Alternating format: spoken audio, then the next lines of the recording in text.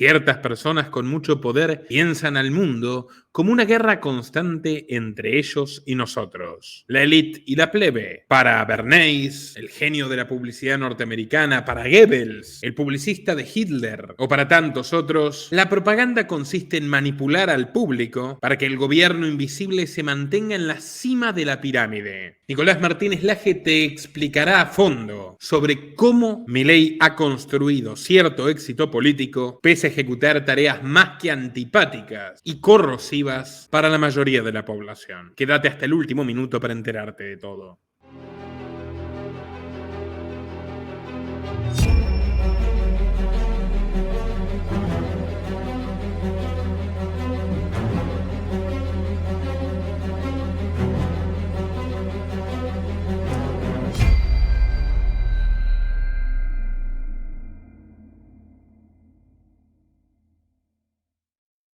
En esta ocasión vamos a volver a tocar uno de los temas que más me interesan en particular, que es la utilización de la comunicación política para influir en las masas. Dicho de otra forma, la propaganda. Y para ello vamos a comenzar con el siempre inefable y, digamos, mentor de toda esta disciplina, que es Edward Bernays, sobrino de Sigmund Freud, a quien le hemos dedicado ya un programa en particular hace mucho tiempo. La manipulación consciente e inteligente de los hábitos y opiniones organizados de las masas es un elemento de importancia en la sociedad democrática. Quienes manipulan este mecanismo oculto de la sociedad constituyen el gobierno invisible que detenta el verdadero poder que rige el destino de nuestro país. Quienes nos gobiernan, moldean nuestras mentes, definen nuestros gustos o nos sugieren nuestras ideas, son en gran medida personas de las que nunca hemos oído hablar. Ello es el resultado lógico de cómo se organiza nuestra sociedad democrática. Grandes cantidades de seres humanos deben cooperar de esta suerte si es que quieren convivir en una sociedad funcional sin sobresaltos. A menudo, nuestros gobernantes invisibles no conocen la identidad de sus iguales en este gabinete en la sombra. Nos gobiernan merced a sus cualidades innatas para el liderazgo, su capacidad de suministrar las ideas precisas y su posición de privilegio en la estructura social. Poco importa qué opinión nos merezca este estado de las cosas. Constituye un hecho indiscutible que casi todos los actos de nuestras vidas cotidianas, ya sea en la esfera de la política o los negocios, en nuestra conducta social o en nuestro pensamiento ético, se ven dominados por un número relativamente exiguo de personas, una fracción insignificante de nuestros 120 millones de conciudadanos, que comprenden los procesos mentales y los patrones sociales de las masas. Son ellos quienes mueven los hilos que controlan el pensamiento público, dominan las viejas fuerzas sociales y descubren nuevas maneras de embridar y guiar el mundo. No solemos ser conscientes de lo necesarios que son estos gobernantes invisibles para el buen funcionamiento de nuestra vida en grupo. En teoría, cada ciudadano puede dar su voto a quien se le antoje. Nuestra Constitución no contempla a los partidos políticos como parte del mecanismo de gobierno y se diría que sus creadores no se imaginaron la existencia en nuestra política nacional de nada que se pareciera a la moderna maquinaria de los partidos. Pero los votantes estadounidenses no tardaron en descubrir que, sin que se les organizara o dirigiera, sus votos particulares repartidos, quizás entre docenas o centenares de candidatos, no resultarían más que en una gran confusión. El gobierno invisible, bajo la égida de unos partidos políticos rudimentarios, surgió casi de la noche a la mañana. En lo sucesivo, los estadounidenses aceptamos que en aras de la simplicidad y el sentido práctico de las cosas, las maquinarias partidistas deberían reducir las posibilidades de la elección a 2 candidatos, 3 o 4 o a lo sumo. En teoría, cada ciudadano toma decisiones sobre cuestiones públicas y asuntos que conciernen a su conducta privada, pero en la práctica Si todos los hombres tuvieran que estudiar por sus propios medios los intrincados datos económicos, políticos y éticos que intervienen en cualquier asunto, les resultaría del todo imposible llegar a ninguna conclusión en materia alguna. Hemos permitido, entonces, de buen grado, que un gobierno invisible filtre los datos y resalte los asuntos más destacados, de modo que nuestro campo de elección quede reducido a nuestras proporciones prácticas. Aceptamos de nuestros líderes y de los medios que emplean para llegar al público que pongan de manifiesto y delimiten aquellos asuntos que se relacionan con cuestiones de interés público.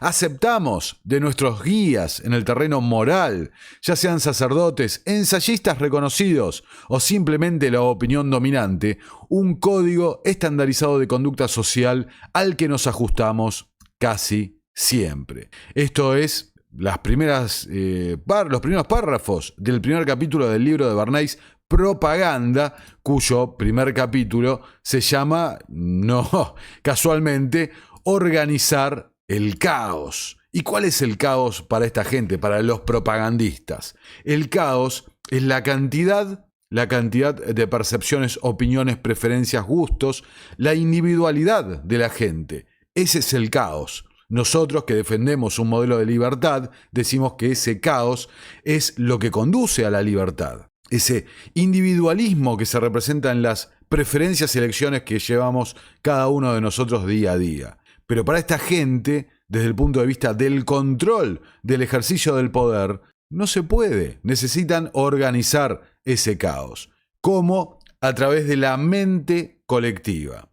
Y quienes influyen en esa mente colectiva son aquellos que se dedican a estudiar los mecanismos de la percepción, de cómo interactuamos, la sociología, la psicología profunda, ¿no? En muchos casos. Inclusive recordarán algunos que en algunos videos que he hablado de esoterismo, explicaba cómo gran parte del corpus de estudio del esoterismo se basa en eso.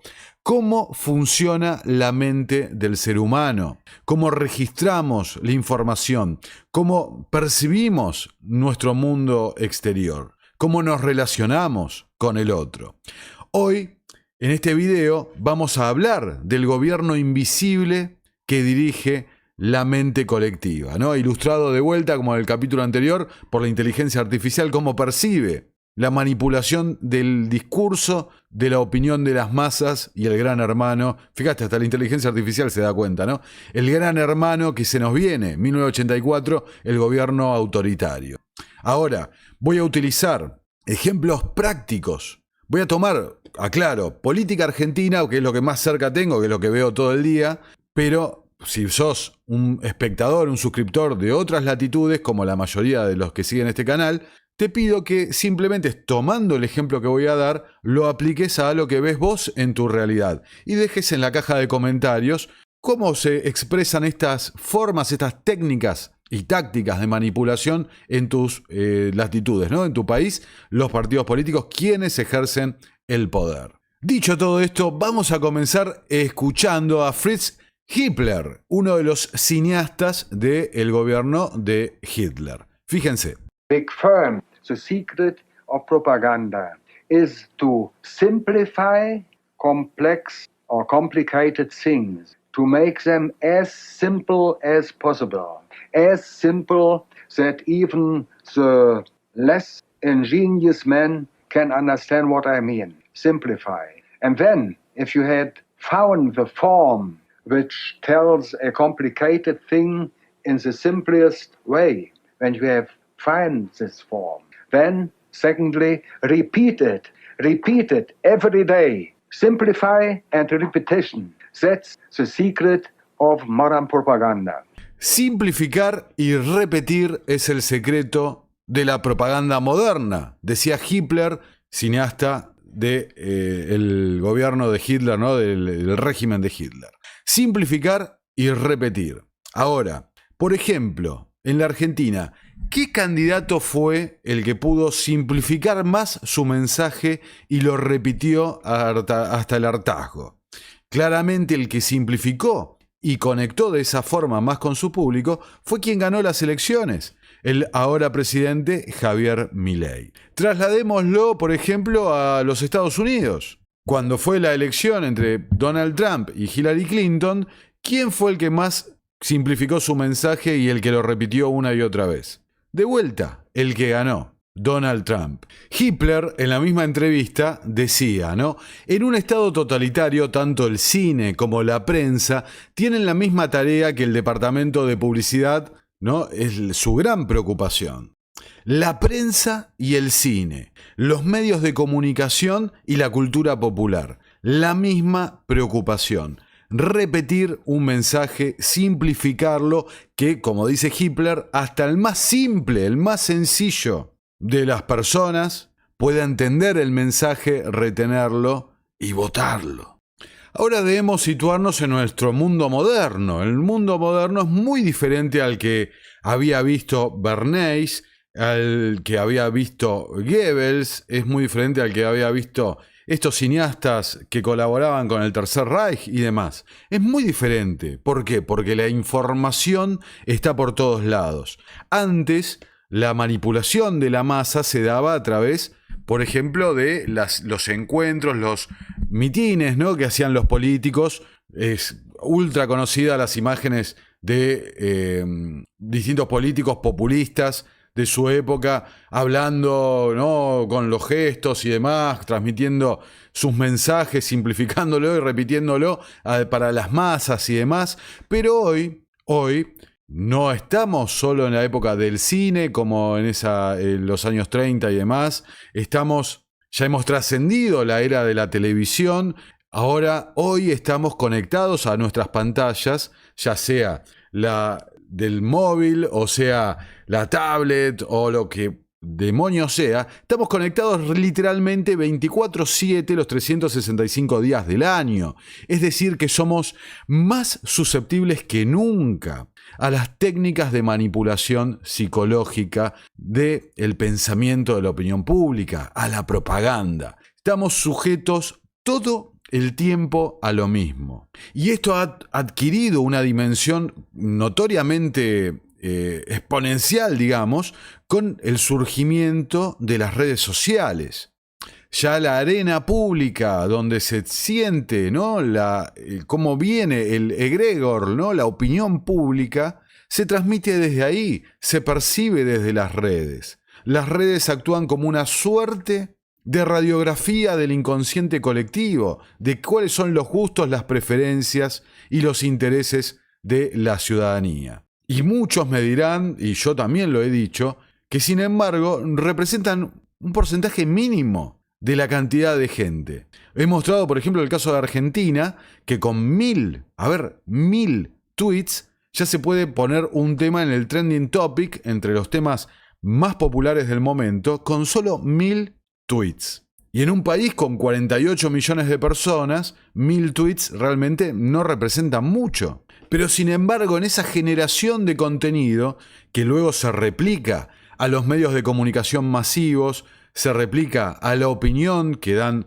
los especialistas, los políticos, cómo se desenvuelven y los conceptos que brindan, esos 1000 tweets se replican de una forma sistemática, abarcando todo el sistema de opinión pública. Y volviendo al caso argentino, fíjense quién era el candidato que mejor manejaba las redes sociales, o mejor dicho, cuál era el candidato que tenía el equipo de comunicación que mejor manejaba las distintas redes sociales, porque encima cada una tiene su perfil y su target, digamos. Nuevamente el que venció en las elecciones, el ahora presidente Javier Milei. Decíamos Goebbels, ¿no? Bueno, fíjense, los 11 principios de la propaganda de Goebbels.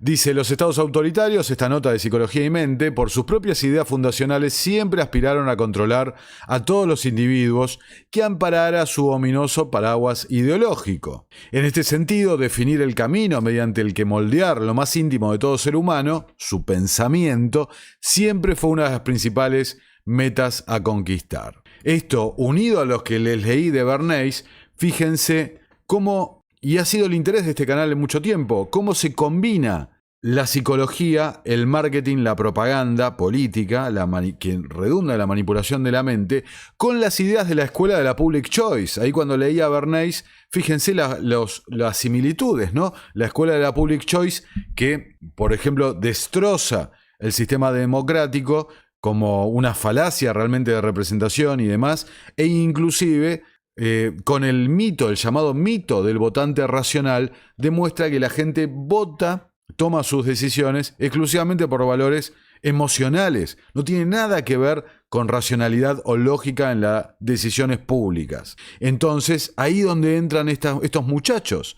Un secreto bastante guardado, que lo mostré en el video que hice sobre Bernays, es que Bernays colaboró, asistió, asesoró, no sé hasta qué nivel, a Joseph Goebbels. Goebbels era un admirador de Bernays, tenía su libro Propaganda, lo expresó en numerosos reportajes, pero Bernays también había ido a Alemania, e inclusive cuando, recordemos, ¿no?, que el régimen nazi gozaba de popularidad en los Estados Unidos, hasta Hitler fue elegido persona del año por la revista la Times.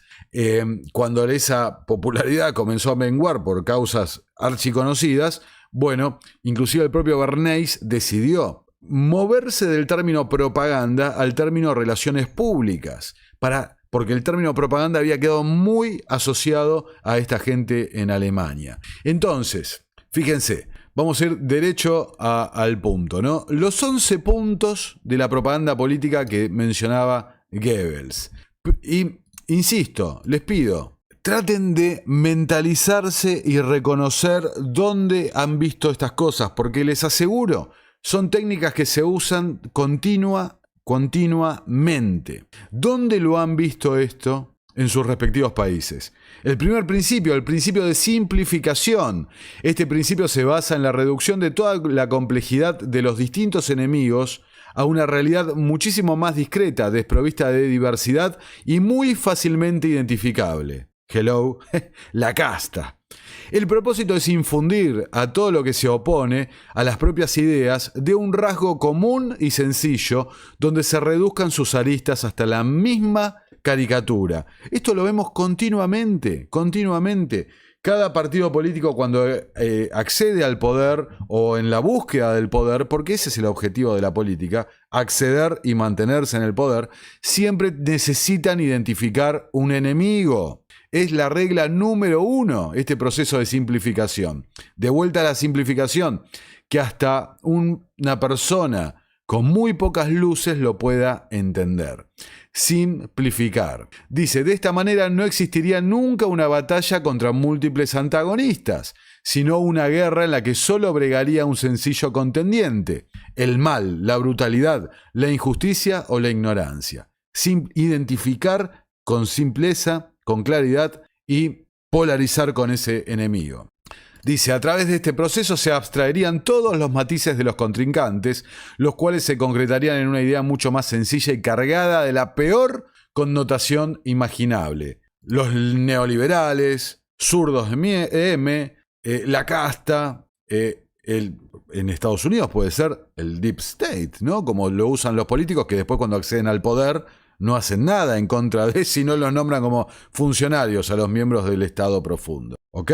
Dice, el enemigo sería por lo tanto común a todos los que abrazaran tal propaganda, los fanáticos, focalizándose su odio contra el concepto primario en el que el rival se encarnara. O sea, más claro no se puede ser. Las fuerzas del cielo, la casta acá en Argentina en la actualidad. 2. Principio del método de contagio. Este principio está asociado al anterior. Sus objetivos son sencillos. Además de simplificar los hechos, se pretendería dispersar una serie de atributos a todos los sujetos que se acojan a ideas opuestas a las propias. A menudo son adjetivos de contenido negativo, humillante y o ridiculizante.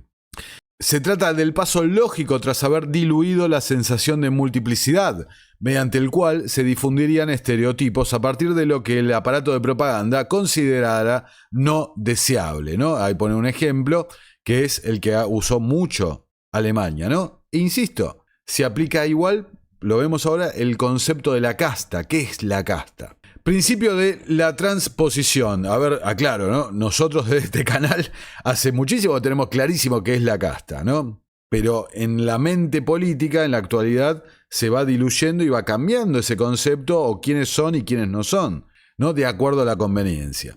Principio de la transposición, el número 3. En el momento que se fuera objeto de una acusación ineludible, sería necesario señalar al otro por exactamente el mismo error que ha hallado en nuestra manera de proceder. ¿Sos un ladrón? Bueno, vos sos un ladrón peor. Vos robaste peor, ¿no? Ese es el ejemplo. En política puede observarse cuando trascienden casos de malversación o apropiación indebida hasta la opinión pública, ¿no? Tú también lo hiciste peor que yo, dice el artículo. 4. Principio de la exageración y la desfiguración. Este principio prevé que todo error del otro ha de ser aprovechado de forma inmediata.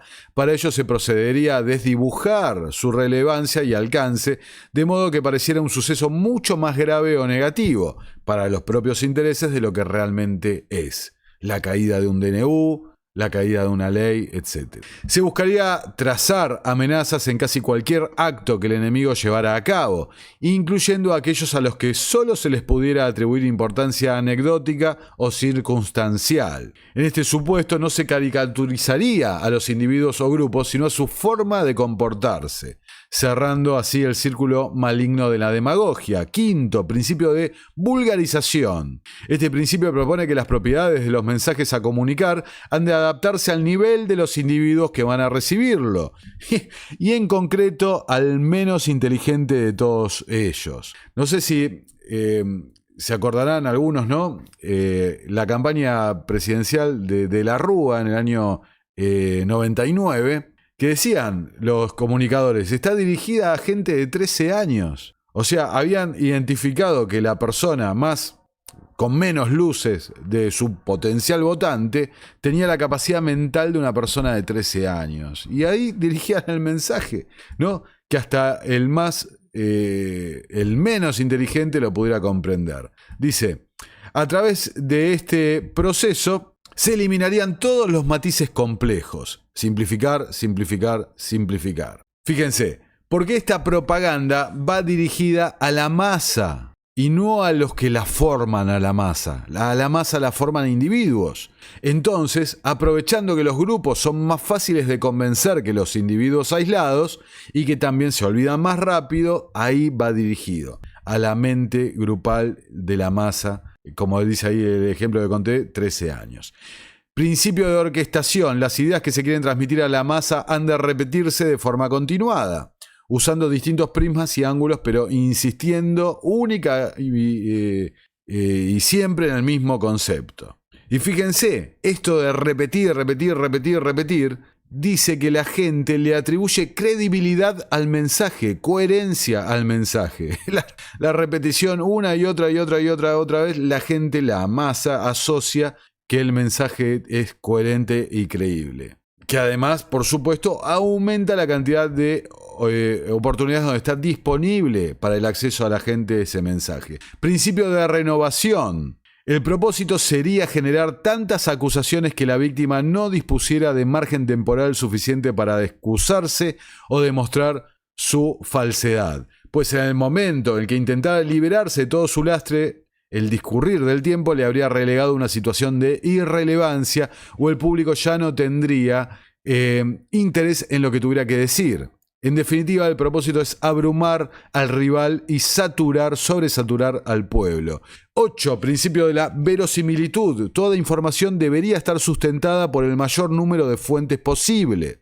En particular, si las inventás vos mismos, ¿no? O las financiás vos. Que por supuesto resulta muy viable en un estado totalitario que tiene un ministerio de propaganda o una secretaría de comunicación. Dice, en el mismo principio se contemplaba también la posibilidad de camuflar mentiras dentro de una noticia objetivamente cierta, haciendo que estas mentiras fueran más fácilmente digeribles para el público en general. Por supuesto que otro punto es la media verdad, ¿no? Dar únicamente una versión simplista y sesgada de la realidad. 9. Principio de la silenciación, pero agregando lo que dije recién. visión simplista, sesgada de la realidad, con una media verdad, con la media verdad que le interesa al fanático, no con la parte completa para un análisis racional de la situación. No. La parte que le interesa al fanático propio, no la parte que puede ser contraria, que puede alimentar al enemigo político. Por eso las medias verdades. 9. Principio de silenciación. Este principio tiene el objetivo de acallar todas las noticias positivas sobre los rivales o no cederles, ¿no? Darle errores no forzados, diciendo cosas que les convenga, usando los medios de comunicación afines a la causa. Lo vemos continuamente, fíjense. Donald Trump, por ejemplo, en Estados Unidos, siempre habla con los mismos medios. Acá en la Argentina siempre son los mismos periodistas los que entrevistan a la oposición y siempre son los mismos periodistas los que entrevistan al oficialismo. Así de claro. Inclusive, hay que agregar, desde medios de comunicación financiados también por políticos que están dentro de esas estructuras. Entonces, bueno, se convierte en un chiste. Únicamente te están dando la información que necesitas para tu sesgo y para los intereses de ellos. Dice, también se buscaría omitir noticias adversas sobre uno mismo, lo que dije antes, o que desalentaran el ánimo de la población que se pretende manipular. 10. Principio de la transfusión. A través de este principio se pretendería hacer uso de la historia de una nación e incluso de sus mitos populares para conectarlos de una manera directa con el contrincante a derrocar a través de analogías y equiparaciones. El fin es aprovechar un odio preexistente cuya raíz se hunde en el acervo cultural y social común para vertirlo de forma directa sobre quienes se oponen a un régimen. También la forma inversa es reescribir, y vamos a ver un ejemplo sobre eso, reescribir los hechos, reescribir la historia para beneficio del propio movimiento partido político. Y el último, de Goebbels, principio de la unanimidad. La pretensión de este principio es hacer creer que las ideas que se desea difundir gozan del consenso de toda la población, de forma que quienes las reciban como propias sintonizarán con la opinión que quieren hacer pasar como general. Muy importante esto, en la era de las redes sociales sobre todo, ¿no? Es lo que quiere el pueblo. El pueblo votó esto. El mandato nos dice esto. Bueno, este principio aspira a aprovechar el conocido fenómeno de conformismo social al que se le atribuye una enorme capacidad para la persuasión, especialmente entre aquellos que desconfían de su propio criterio para guiarse a lo largo de la vida. Y me voy a quedar en particular con ese último párrafo, ¿no? Aquellos que desconfían de su propio criterio para guiarse en la vida. Es la definición que prácticamente podemos utilizar para la gente que odia la libertad. ¿Por qué? Porque no son capaces de responsabilizarse por sus actos, por las cosas que les pasan y demás, por lo que hacen. Quieren que otro tome decisiones por ellos. Entonces desconfían, como dice el artículo, de su propio criterio para guiarse en la vida, delegando esa responsabilidad en el líder, en el salvador, en la figura de autoridad. Entonces, fíjense, voy a utilizar un ejemplo que pasó en Argentina en estos días, ¿no? El gobierno oficializó los vouchers educativos para las familias que no pueden pagar aumentos de colegios privados. La medida buscará asistir a alumnos de establecimientos de los niveles inicial, primario y secundario con una subvención del 75 o más y una cuota que no supere los 54.000 pesos, ¿no? ¿Por qué les traigo esto? Porque la idea del sistema de vouchers, popularizada por Milton Friedman, una idea que se ha utilizado en algunos países europeos, básicamente se defendió durante la campaña, se promovió como un caballito de batalla, luego se dijo en la campaña de que bueno, que era una cosa que iba a venir con el tiempo, que no era una prioridad. Sin embargo, hoy vuelven a la carga con este plan social al que bautizan voucher educativo, y todos los medios de comunicación afines al gobierno e inclusive algunos opositores se refieren a él como están implementando el sistema de vouchers. Un voucher es un cupón que es redimible. Ahora vamos a escuchar lo que decía, fíjense, Milton Friedman al respecto. And if you want to subsidize the production of that product, there are two ways you can do it. You can subsidize the producer or you can subsidize the consumer. In education, we subsidize the producer. We subsidize the school. If you subsidize the student instead, you would have competition. The student could choose which school he would go to. And that would force the schools to improve and to meet the taste of their students. Básicamente esa es la idea de Friedman. Retirá el subsidio a la oferta, al colegio, dáselo al alumno. Entonces dice, fíjense. You have to have a situation in which the parents are free to choose the schools their children go to. They aren't now. Today, the schools pick the children. The children are assigned to schools by geography, by where they live. As I said in 1955, take the amount of money that we're now spending on education, divide it by the number of children, and give that amount of money to each parent. Toma todo el dinero que se gasta en educación, dáselo a los padres que tengan niños en edad escolar y a través de un voucher, y que ese voucher, lo cambien, lo canjeen en el instituto educativo. Clarísimo, realmente clarísimo. Ese es el sistema de vouchers. Ahora, ¿cómo es lo que implementan acá en la Argentina? Las personas que podrán acceder a la asistencia estatal serán aquellas que tengan bajo su responsabilidad parental a estudiantes de hasta 18 años de edad. Asimismo, será requisito que el colegio cuente con al menos 75% de subvención estatal y que el ingreso familiar no sea superior a 7 salarios mínimos vitales y móviles, ¿no? Dice, de esta manera, aquellos grupos familiares que sean incluidos en la lista de beneficiarios podrán recibir el 50% del valor del arancel de jornada simple en función de la cuota base para marzo de 2024, ¿no? El voucher no es un voucher, tendrá un tope de 27.198 pesos por hijos. Se explicó que las familias que quieran acceder al beneficio deberán completar un formulario disponible en una página del Estado argentino, donde deberán incluir el CBU, la cuenta bancaria única, donde se acreditará el dinero e informar al establecimiento educativo. Y acá está la verdadera parte de la cuestión, ¿no? Vamos a incorporar un mecanismo de asistencia a la clase media para que los chicos no pierdan el colegio. Porque la situación en la cual se te caen los ingresos y tenés que cambiar al chico de colegio no solo es traumatizante para los padres, sino también para los chicos. Entonces, en un contexto de una crisis económica fenomenal, para que los chicos de niveles más bajos de ingresos no se caigan del sistema privado y pasen al sistema público que ya está colapsado, ¿qué hacen? Les dan un subsidio, les depositan dinero en su cuenta para ayudar, digamos, entre comillas, con la cuota del colegio. Entonces yo digo, bueno, ¿qué tiene que ver esto? ¿Qué tiene que ver con la propuesta de Milton Friedman? ¿Dónde esto está beneficiando la competencia entre las escuelas para que brinden un mejor servicio? De ninguna forma. Es simplemente un subsidio que están disfrazando, acomodando la narrativa a lo que les conviene. La derecha diario, fíjense otro ejemplo.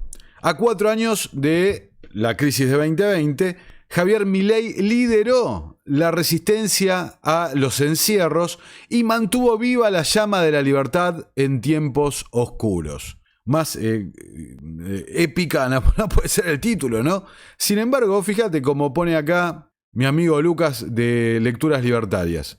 Fíjate este clip que se ha hecho viral en los últimos días, ¿no? Lo que decía el presidente en 2020. Una de las cosas que te das cuenta que no puede funcionar es el control del Estado sobre las personas, porque vos lo querés controlar y ¿qué pasa? La gente hace cualquier cosa. Se te desborda. Exacto, los irresponsables que andan por la ruta, digamos, y un montón de gente. Hay que mejorar el control estatal. Lo que vos tenés que hacer, porque vos cuando tenés un enfermo con estas características genera una externalidad negativa sobre el resto, o sea, vos contagiás a otro. O sea, tu irresponsabilidad contagia a otro. Entonces lo que vos tenés que hacer es alinear los incentivos, y ahí sí actuó bien el gobierno. Por ejemplo, en el día de ayer fue brillante lo que hizo. ¿Vieron el caso del italiano? Sí. Bueno, ese caso es brillante, eso es lo que debería hacer el gobierno.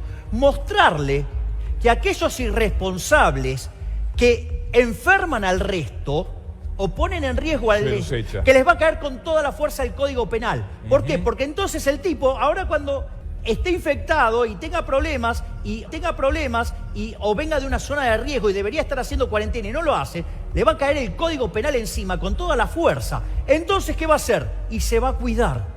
Entonces lográs que las personas de esa manera actúen en favor de la estrategia que vos querés seguir, que es que aquellos que están con problemas o que son de riesgo se corran y dejen que aquellos que están bien, ¿sí?, puedan seguir produciendo para abastecer el consumo de todos.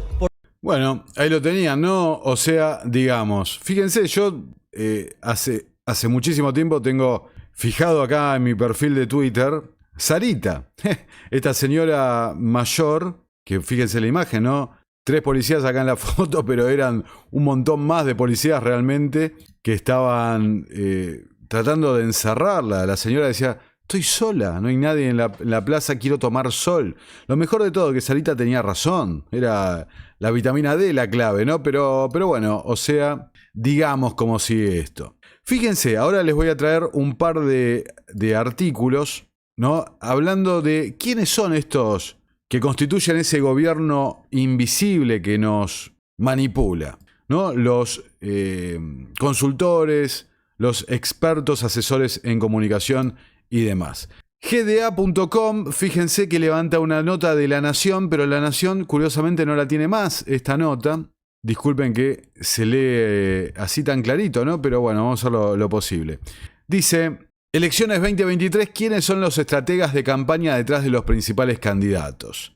Son amigos. En algunas campañas trabajan juntos y en otras compiten entre sí. Uno creó la consultora, los otros son sus dueños actuales. Estudiaron o trabajaron o conocen bien el mundo duranbarbiano de las campañas, refiriéndose a Jaime Durán Barba. Y ahora asesoran o tienen la oreja de precandidatos de los 3 principales espacios que compiten por la Casa Rosada. Esos 3 amigos son Derek Hampton, Diego Hampton, Guillermo Garat y Santiago Caputo. Derek Diego Hampton fue el principal asesor de campaña de Patricia Bullrich en materia de comunicación. Guillermo Garat fue consultor del fallido proyecto de Guado de Pedro, quien se bajaría, ¿no?, en favor de la candidatura de Sergio Massa. Y Santiago Caputo fue, como todos saben, el asesor de comunicación del actual presidente Javier Milei. Dice: juntos encarnan una curiosidad de la política actual. El primero asesora a Bullrich, el segundo puso sus talentos a favor de la fallida postulación de Guado de Pedro, y el tercero habla de política de campañas de la vida con Javier Milei. ¿Cómo se llamaba la consultora? ¿Cómo se llama? Move Group. Fíjense, acá la tenemos en Twitter, el Move Group, que no publica tweets hace bastante tiempo. Este es un tweet de 2020. El ADN político argentino: el 19 se dice peronista y de izquierda, 16% peronista y de derecha, 4% antiperonista y de izquierda, 22% antiperonista y de derecha. Es decir, que fuera de ese eje peronismo-antiperonismo, en la pelea particular derecha-izquierda, hay una notoria, según Mob Group, en esta investigación que ha hecho, una notoria preferencia por las ideas conservadoras de derecha y demás. Lo que, viendo estos números, me parece que no es casual si uno tiene una consultora política que busque trabajar con candidatos más cercanos a las ideas conservadoras, ya sean peronistas o no peronistas, o outsiders de derecha que involucren gente del peronismo en su armado, ¿no? O sea, digamos. Pero bueno, sigamos. Hampton, Garat y Caputo son apenas 3 de los varios expertos en campañas nacionales y extranjeras y extranjeros que circulan por toda la Argentina. También está Antoni Gutiérrez Rubí, el catalán que asesora desde hace años a Cristina Kirchner, Sergio Massa y a otros referentes del Frente de Todos. O el también catalán Yago de Marta, que aporta su visión a Horacio Rodríguez Larreta, como antes dialogó con Daniel Scioli. Acá la revista Noticias le pone rostro y color a la nota: Gurúes 2023, los cerebros de las campañas, ¿no? Antoni Gutiérrez Rubí, que su libro está prologado por Jaime Durán Barba. Miren qué curioso, ¿no? Federico Di Benedetto, que es quien manejó la última parte de la campaña de Horacio Rodríguez Larreta, según reportan estos medios, en contacto, ¿no?, con un diálogo abierto con Jaime Durán Barba. Entonces, insiste con lo mismo: los consultores que están a cargo de la estrategia de los 4 candidatos son Antoni Gutiérrez Rubí con Massa, Federico Di Benedetto y Durán Barba, que trabajan para Larreta, Diego Hampton para Bullrich y Santiago Caputo para Milei. Una carga habitual de quienes se dedican a analizar los humores sociales es que tienen que convencer de sus teorías electorales a los propios y cuando sus análisis fallan son los primeros en recibir las críticas. Hasta la irrupción de las redes sociales, la comunicación política era más vertical, el líder hablándole a la masa y los estrategas trabajando para reforzar esas relaciones. Hoy los vínculos son más horizontales porque a través de las redes sociales la comunicación se volvió mucho más directa y la interacción es constante, lo que hablamos antes. Los equipos de campaña tienen identificados los sentimientos con los que conviven los votantes. Hay frustración, esto es al comienzo de la campaña, angustia, abandono y una necesidad grande de buscar estabilidad y paz, dicen. Todos conceptos que aparecen vinculados a temas de economía y de inseguridad. Y fíjense lo que dicen, que va a estar conectado a una siguiente nota. Todos los candidatos saben que la expectativa con la política es muy baja y cada uno lo expresa de alguna forma.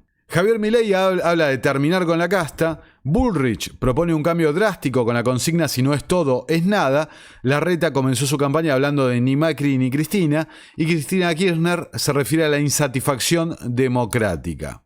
Es decir que en términos generales todos los equipos de campaña tienen en claro la emoción que predomina en el electorado. El desencanto es parejo para todos. En ese sentido, entonces, la principal tarea de sus estrategas de campaña es identificar la demanda para luego trazar el plan de comunicación segmentada que requiere personalizar el mensaje para cada grupo social al que se dirigen. Después la nota hace un perfil un poco de cada uno de los consultores y fíjense lo que dice sobre Milei, que también lo vamos a tomar más adelante. El estratega de Milei es mucho menos conocido y más joven que sus colegas, se llama Santiago Caputo y se sabe muy poco de él. Es familiar de Nicolás Caputo, aunque no tienen mayor relación, e hijo de Claudio.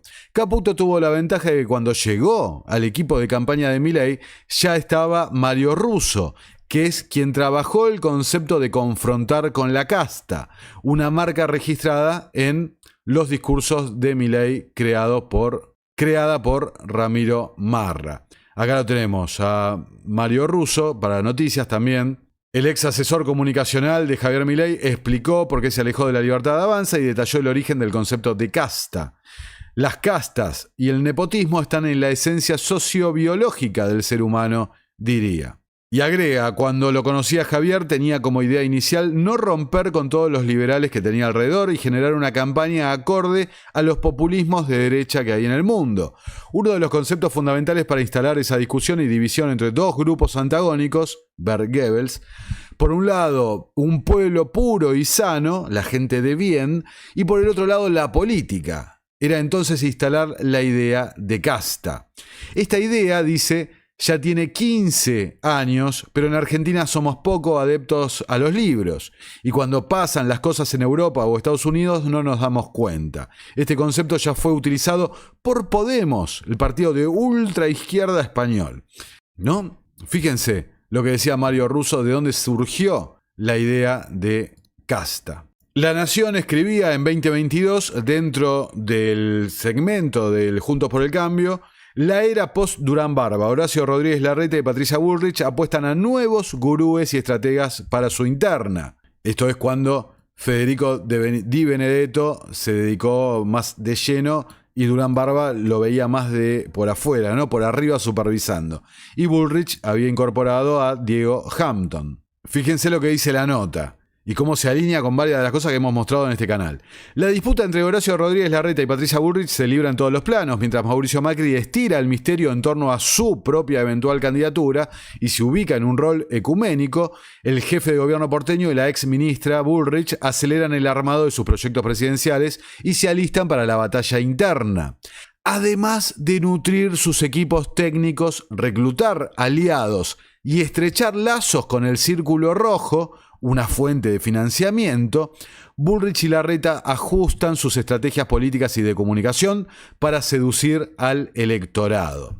Entonces, acá vamos viendo, por un lado, un electorado que toma decisiones basado en la emocionalidad, no en la racionalidad, que se ve influido por estas técnicas de manipulación de los estrategas de comunicación, que todo es financiado ¿por quién? ¿Por los candidatos?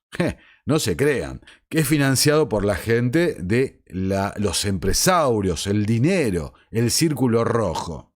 ¿Por qué? porque son quienes se beneficiarán luego con tener un candidato, un presidente, digamos, en el bolsillo, o beneficiarse de la posibilidad de escribir las propias regulaciones para tener menos competencia y poder beneficiarse del sistema político en el que vivimos. Sin ir más lejos, acuérdense cuando contamos, ¿no?, en el video sobre el Círculo Rojo y el actual presidente, cómo él en el año 2014 trabajaba como asesor en la Fundación Acordar, una fundación presidida por Guillermo Francos, hoy ministro del Interior, y financiada por el grupo ligado a Urnequian. Entonces, ¿cómo trabajaban? Eran equipos técnicos que le desarrollaban el plan económico al candidato Scioli, hoy secretario de Turismo. Finalmente, el candidato Scioli optó por el trabajo de otro equipo técnico vinculado a el grupo de Miguel Bain y demás,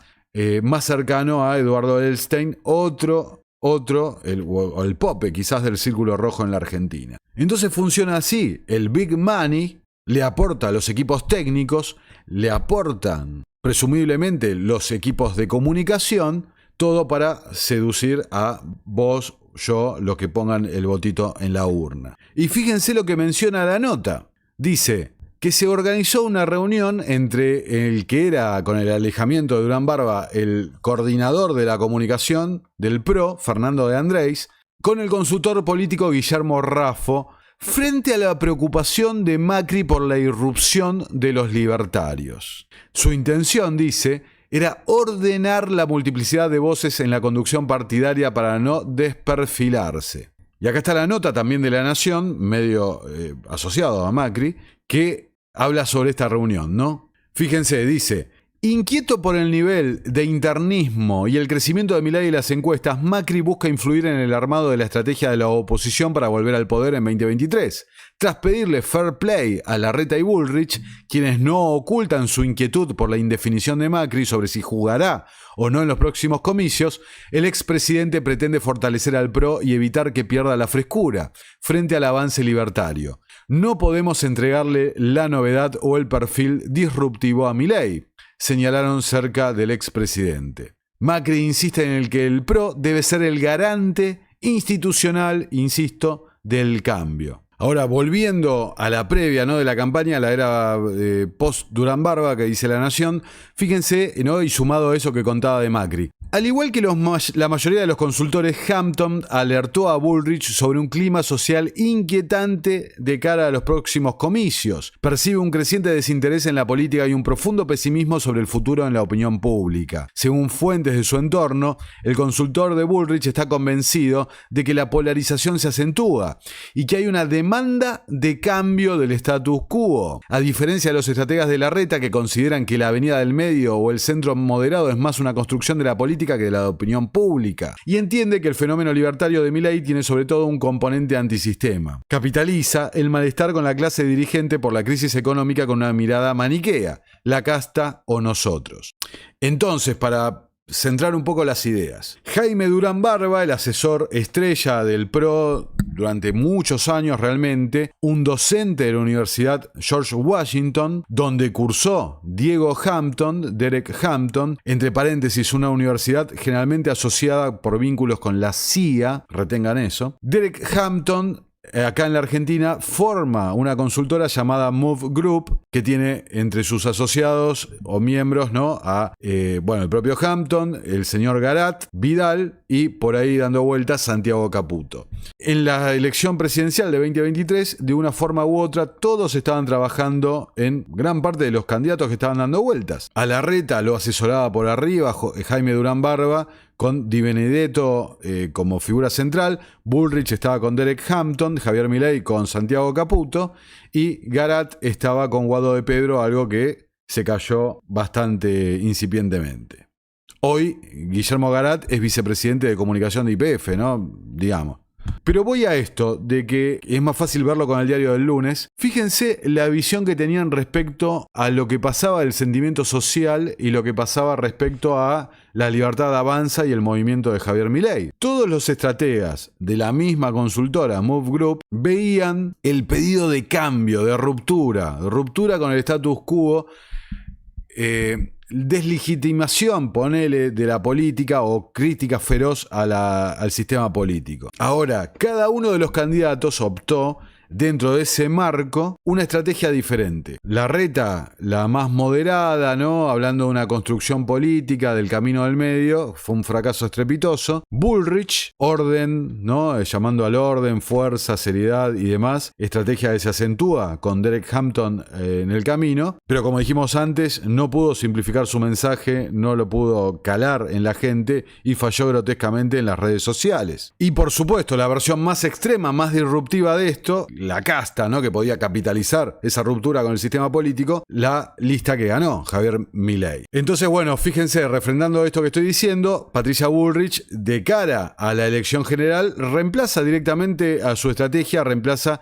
a la gente dedicada a la parte audiovisual, designando inclusive a una especialista en contenidos audiovisuales, Federica Suárez Santiago. Nombramos muy brevemente a Sergio Massa, ¿no? Sergio Massa pone todo al asador, asesores internacionales y nueva agencia de publicidad, decía letra P. Esto también, de cara al balotaje, se distanciaron un poco del asesoramiento del catalán Rubí y sumaron al equipo de comunicación de Lula. Pero viendo, ¿no? Por un lado, los resultados económicos, desastroso, la gestión desastrosa del gobierno anterior y el humor social que estaba tan en contra del sistema político, bueno, olvídense, esto era realmente muy difícil, ¿no? Solamente apoyado en el aparato.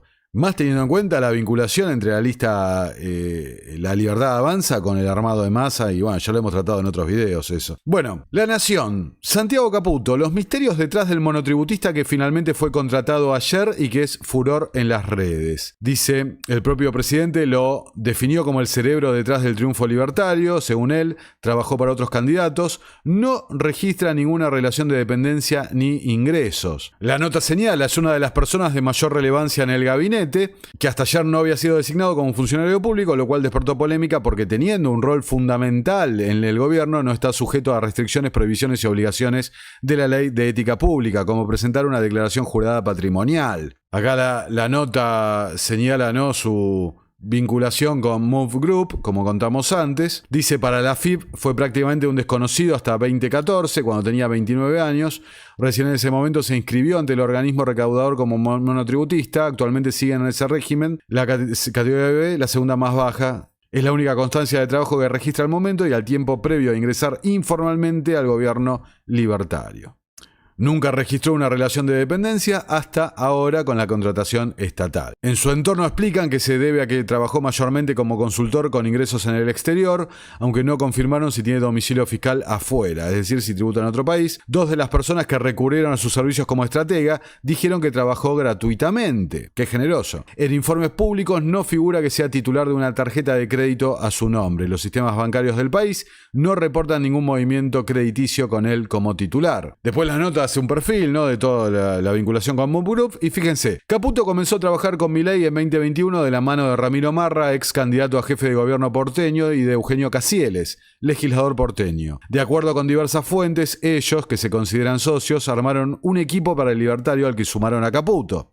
En parte porque ambos compartieron el colegio, el Manuel Belgrano, aunque ninguno de los dos fue con él al mismo curso. En rigor, el vínculo con Marra y Casieles se trazó más intensamente entre 2015 y 2019, cuando se cruzaron en otra campaña de la que participaron, la campaña de Roberto Lavagna, al igual que otros integrantes del equipo de Milei, ¿no?, como por ejemplo el propio hijo de Lavagna, Marco Lavagna, en el INDEC. Luego, en otra nota de perfil que publicara Noticias, en diciembre de 2023, Santiago Caputo, el ministro del pensamiento de Javier Milei. Así lo llama el presidente, según la nota. Y acá quiero, fíjense, dos párrafos que son muy interesantes. Acá está, miren.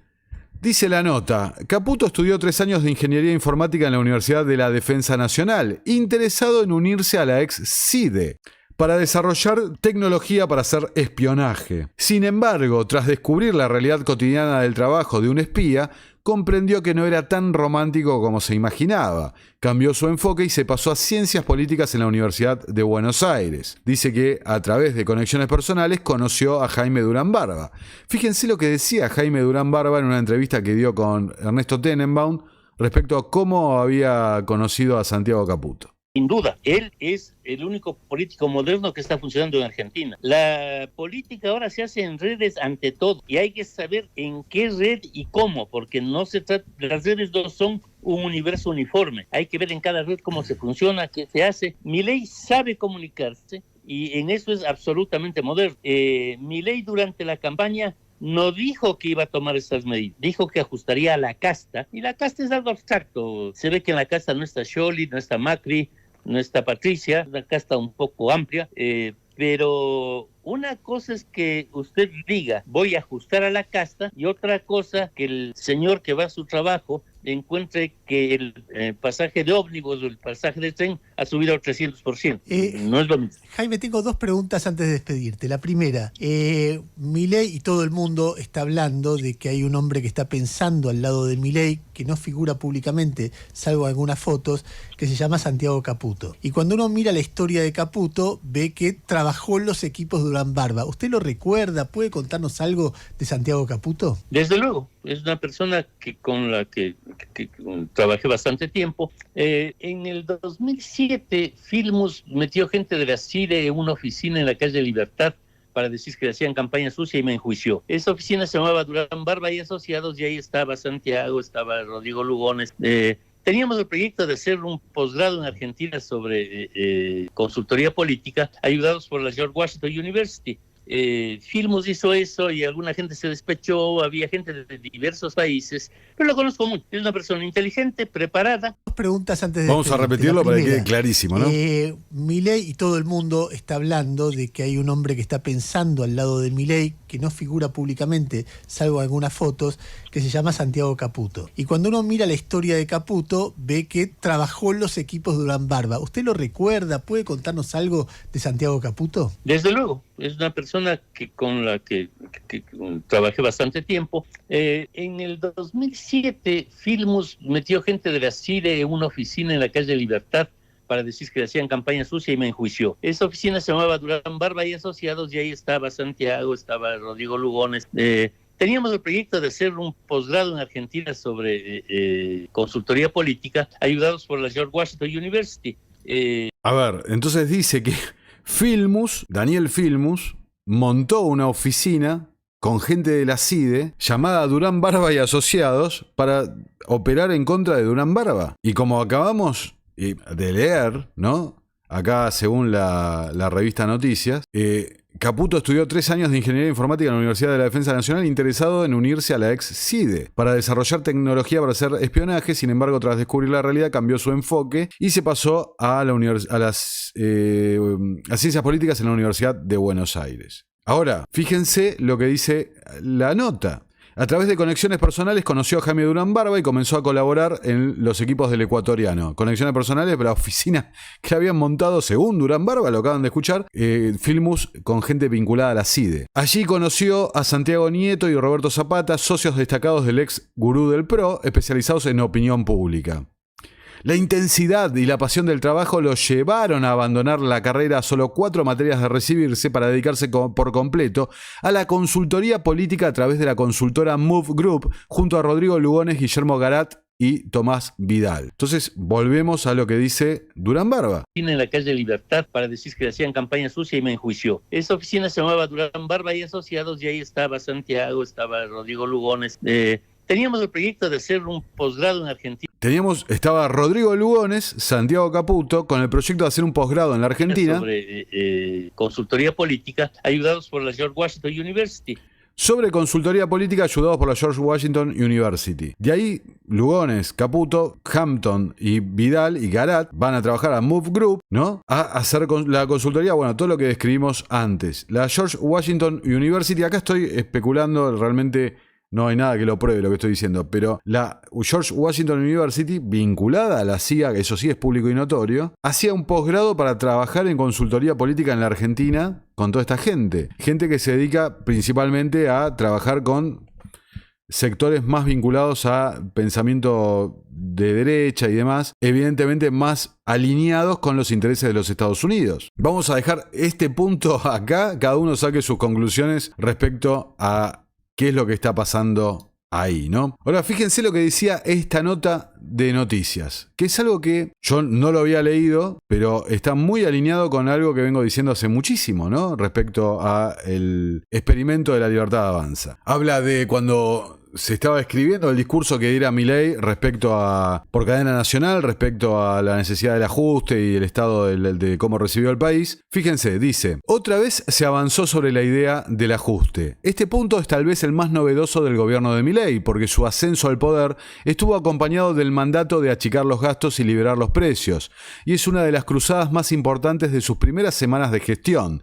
Incluso desde el oficialismo deslizan que en conversaciones subterráneas con la oposición, todos alientan al presidente a que tome las medidas necesarias para ordenar la economía. En algún punto, todos están alineados en los intereses, porque la oposición se muestra en desacuerdo con el ajuste frente a su electorado, pero no de espaldas, a escondidas al electorado. Y Milei toma las medidas que van en línea con sus ideas, sin mostrarse juntos frente a la sociedad. Es un win-win para Milei y para la oposición, del que Milei cree que tiene más que para ganar que para perder. La política quiere que Javier haga el trabajo sucio del ajuste, traduce Caputo en la intimidad, y asegura que el presidente tiene internalizado ese papel. Bueno, y ya cerrando el video, las últimas dos notas, los CEOs que juegan atrás de Sergio Massa y Javier Milei, simplemente para mencionar eso, ¿no? Fíjense cómo muchas de las cosas que hemos dicho en este video respecto al Círculo Rojo o acá a los empresarios del G6 que expresan su apoyo a Javier Milei por el rumbo oficial, cómo muchas de las cosas que mostramos en ese video del Círculo Rojo se han cumplido en la realidad y cómo se ha ido, ya yendo al material de este video, la propaganda, la manipulación, el discurso, la narrativa oficial que se va construyendo, la épica oficial, sostenida por un ejército realmente de trolls en las redes sociales y demás que no dudan en atacar a cualquiera que se oponga o señale las inconsistencias del relato. Bueno, esa maquinaria es la que está en pleno funcionamiento y tiene un solo, a ver, repitamos, ¿no? Concientizamos esto, tiene un solo y único objetivo: manipular la percepción del público para inducir el voto, mantener el poder en los procesos electorales. La comunicación política siempre y en todo lugar tiene el mismo objetivo. Como decía Bernays, como decía Goebbels, como decían modernos pensadores de comunicación como Jacques Ellul, todo se basa en lo mismo: la manipulación para que ese gobierno invisible que controla y manipula a la sociedad siga haciéndolo. Un gobierno invisible que se ven como un escalón por arriba, como los mejores y quienes tienen derecho a gobernar. Y un escalón por abajo, los que entienden la mecánica de cómo funciona el sistema político para beneficiarse ellos, ¿no? Para su propio provecho. Y ahí lo tenés, los miles y miles de ejemplos que hemos mostrado en ya tantos años que hacemos esto. Así que la solución, la manera de protegerse, no es, pueden hacerlo, pero no es ir a estudiar a Jung, estudiar psicología y demás, sino simplemente ejercer el pensamiento crítico, pensar y educarse, informarse. Recuerden, como se dice por ahí, los 3 enemigos de la humanidad: la ignorancia, la ambición. Y quizás uno de los peores, el fanatismo, ¿no? Que te niebla, te cierra la posibilidad de ejercer el pensamiento crítico y ver realmente lo que está pasando, mientras te manipulan como ovejas que te llevan al matadero. Gran programa, como te advertí. Te invito a compartirlo en Facebook, Twitter, Telegram, WhatsApp, todas tus redes y grupos. Y apoyarnos en patreon.com/Nicolás Moraz o a través de Mercado Pago en los links que figuran en la descripción y en el comentario fijado. Tu aporte es indispensable para mantener vivo al periodismo libre. Hasta la próxima. Nuestro trabajo depende de tu apoyo. Para que siga siendo posible, realiza tu aporte desde tan solo $3 por mes a través de Patreon, en los enlaces que figuran en la descripción o en el comentario fijado. También podés hacerlo vía Bitcoin o desde la opción Unirte de YouTube. Y si estás en Argentina, elegí el medio de pago de tu preferencia a través de Mercado Pago. Quienes nos apoyen en Patreon a partir de $5 mensuales tendrán acceso a análisis, entrevistas, conferencias y documentales exclusivos. También tenemos opciones para sponsors. Así que publicita con nosotros a través de patreon.com/Nicolás Moraz.